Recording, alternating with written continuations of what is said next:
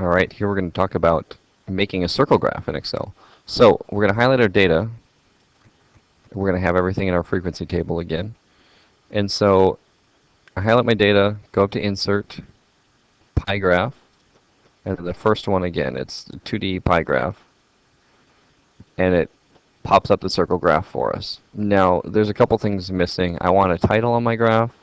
I also want each piece of my circle graph to say what it is.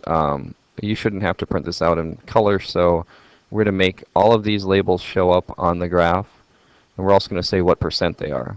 So we're going to go up to our chart layout, and we're going to click on, let's look at all these different ones. It looks like I want one with percent and a title, and so let's go with this one, layout 1. And so this is exactly what I want. It tells me what each range is, so 80 to 89.99, and it tells me what percent. So it's done everything for us. That's really sweet. And then the title, I'm just going to change the title to what I think would be most appropriate here. So we'll call it Boys Test Scores, or I think on the other one I called it Test Scores Chapter 6 Exam Boys. So I want to have a nice descriptive title on there.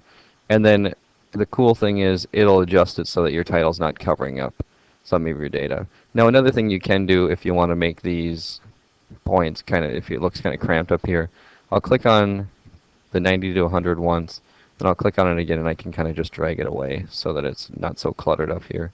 And same thing with this one. I'll click on it once, and then when I click on it again, it'll move it for me.